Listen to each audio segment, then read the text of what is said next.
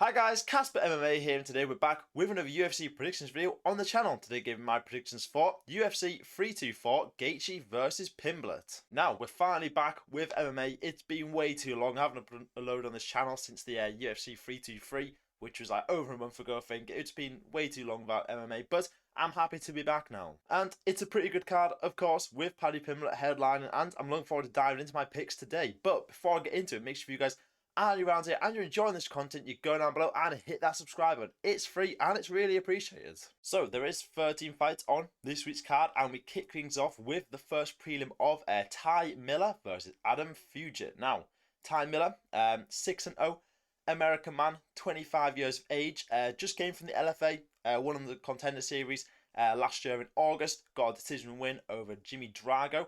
Apart from that, he's pretty good. I do think he's UFC ready. He's got 4 decision wins in LFA, 2 wins by KO as well. I've seen him fight before. He's decent. His opponent, Fugitt, is on the other end of his MMA career. He's 37 years of age. Another American man, 10-5 record.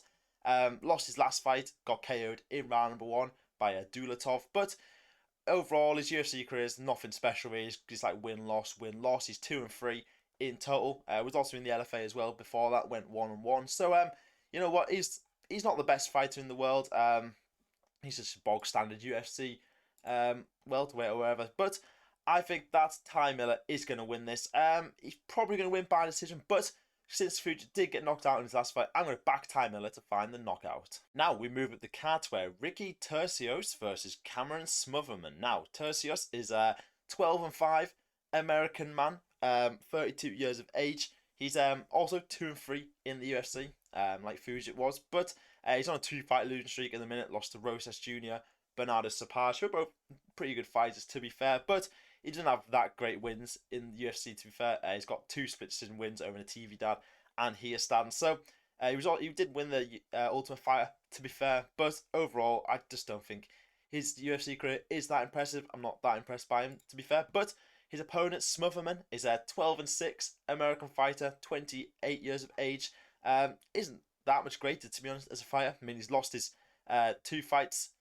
We came into the UFC, beat Jake Hadley, which is impressive, but lost twice in a row to CD and Simone. So overall, he's not the greatest fighter either, but I do think he's got more potential than Turcios has. I feel like there is a good fighter in Smotherman. We've seen him against Jake Hadley. He looked good, and I reckon Smotherman can get the win by decision. Now moving up to a heavyweight matchup here, Josh Hokit versus Denzel Freeman. Now, this is a good fight to be fair. I do look forward to it. Both pretty similar records. Josh Hokit, 7-0, American man, 28 years of age. If I'm not mistaken, I'm pretty sure he was the guy that tried to do like his way, he just copied Chelsen's speech. If I'm thinking of the right guy, in his last fight, he got the KO over Hernandez in his last fight, and I mean, all of his wins have came by finish. He's a heavyweight. I mean, it's kind of expected. So he's got 7 wins, 4 wins by KO, 3 wins by submission. Also came from the LFA, like his opponent Freeman did as well. And yeah, he won the Contender Series, got a win as well in the UFC. So he does look pretty good, dangerous man. His opponent Denzel Freeman is 7-1, so same amount of wins, 1 more loss. He's American, 34 years of age. I mean, age doesn't really count in heavyweight, does it? On a 3-fight losing streak, winning streak. What am I on about? He only has 1 loss by decision in the PFL, but in the LFA, he was pretty good. He was champ before coming into the UFC. He has a win over Stephen Asplund, who we've also seen in the UFC as well. Then he came to the UFC for Bukauskas. I don't know how you say that name, but got a unanimous decision. I don't even think I watched that fight, to be honest, but everyone was saying it was a boring fight. So this could go either way, to be honest. It's probably one of the harder picks on this card, to be honest. Josh Hokit could win by KO, so could Freeman. But it's a heavyweight. It's going to go either way. But I'm going to back Freeman to win. I just feel like if he can get Josh Hokit down and stuff, I reckon he can control him. I'm just going to go Freeman by decision. And now, moving up the card again to Michael Johnson versus Alexander Hernandez. Now, Michael Johnson still kicking about, 39 years of age. He's 24-19 now, the American man. On a 3-fight winning streak, which is kind of crazy. I did not expect him to win his last fight. I mean, he only fought once in 2025, beat Daniel Zellhuber. I was expecting Zellhuber to win that pretty easily. I don't know what the odds were, probably quite high. But yeah, he's been defying the odds. To be fair, he's got 3 wins in a row against Azaitar and Flowers. Before that, I mean, obviously he's got such a weird record. To be fair, but he's been in the UFC for a long time now, a very long time. But he's still kicking, even at his ripe old age. And Alexander Hernandez, on the other hand, is at 18-8. American man, 33 years of age, also on a pretty good run. Didn't think I'd see Hernandez on a 4-fight winning streak, to be honest, in the UFC, but he's been getting job done. 2 good wins in a row, to be fair. KO'd Chase Hooper, then KO'd Diego Ferreira as well, so he's looking pretty good. He seems to be improving as well, so yeah, he's definitely on the rise at the minute, and I feel like he should be beating Michael Johnson here. You never know, like, Michael Johnson is a crafty vet. He could get the win, but I'm going to back Hernandez. He should win, and I reckon he gets the decision. Now, moving up to some flyweights now. Alex Perez versus Charles Johnson. Now, Alex Perez, 25-10. American man, 33 years of age. He's got 7 wins in the UFC, 6 losses. But, I mean, he's only had 1 win in his last, gone 6 fights or something like that. I mean, I'm looking at his record on Topology. It's just cancelled fights. He's just, over and over again. He's so many cancelled bouts, but yeah, he lost his last 2. He's been finished a couple of times. Lost to Bukauskas. Did beat Nicolau, which is surprising. Even I picked Nicolau at the time, but he got the job done. Then got the KO. But around that, he's been subbed quite a few times. He's been KO'd. But so overall, Alex Perez, he's not the greatest fighter. Charles Johnson, on the other hand, is 18-7, 35-year-old American. He's actually pretty good. To be fair, he's only got 1 loss recently. Was to Temirov. That was the unanimous decision. But around that, he's got some good wins. Obviously, Joshua Van has aged incredibly. That win. KO'd Van, now he's champion, which is kind of mental. KO'd Kavanagh as well recently. Another up-and-coming prospect. I mean, he's just he loves taking people's O's. He loves just yeah, he kills underdog killer, no, favourite killer, I don't know what you call it. But I feel like Charles Johnson should be winning this fight. I mean, if he doesn't, that's kind of stupid. But I think Charles Johnson will win by decision. Now, moving up the card to Nikita Krylov versus Modestas Bukauskas. Now, Krylov is the 30-11 Ukrainian fighter, 33 years of age. Has not been on a good run since he came back. I mean, he obviously was on a good run and then beat Ryan Spann back in 2023. Then took 2 years off and came back. I don't know what was up with him, injured or something. No idea. Or stuff going on in Ukraine. I don't know. But came back and he's been KO'd twice by Dominic Reyes and Guskov. So it doesn't look good for him. He's kind of looking a little washed at the minute. But you never know. He could come back.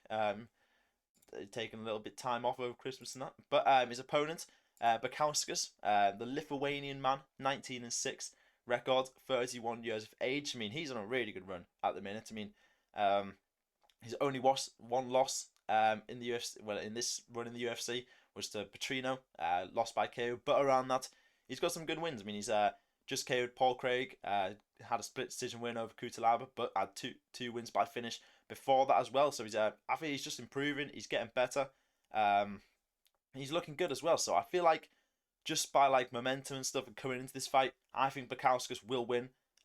Krylov is obviously a couple of years ago, I'd obviously pick Krylov to win this fight, but I just don't think he's got it anymore. I feel like 2 losses in a row by KO. I feel like Bukauskas is going to come in here and get the KO. Now, moving up the card to Atiba Gautier versus Andrei Pulyaev. Now, this should be a pretty easy pick, but we have Gautier, the Cameroonian man, 9-1 record. I mean, this guy is pretty good.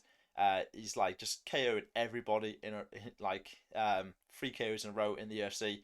Pretty sure Tristan Vine stepped in on short notice to fight him. That is just a death sentence. Who is doing that? I mean, he's lost once by split decision back in 2022, and then since then he's just been KOing everyone. So he does look very good. His opponent Pulyaev, 10-3, Russian man, 28 years old. To be fair, he's only had 2 fights in the UFC. Lost to Leroy Duncan in his first one, then got a KO win over Nick Klein. But I mean, what can you say here? Gautier is going to get the KO, isn't he? I mean, Pulyaev, we don't. He's all right, but he's nothing compared to Gautier. Now, moving up the card to Umar Nurmagomedov versus Davison Figueiredo. Now, I don't know if this is Topology messing up something, but it says this is a prelim, which would be mental for Umar and Davison Figueiredo to be a prelim. But I mean, it's a class fight. We've got Umar Nurmagomedov, the Russian man, 19-1 record. Obviously, that one loss coming to Merab when he fought for the belt. But he bounced back, of course, with that win over Mario Bautista. It was impressive in that win, to be fair, because Bautista did rock him, I think, with like a knee or something. I can't remember that much. But yeah, he controlled him, got the win in that fight. And obviously, we know how good Nurmagomedov is. He's coming back for that title. I mean, Jan is the holder now, so we have two Albans in this division now. But Figueiredo, on the other hand, is the Brazilian man. 25-5-1 record, 38 years of age.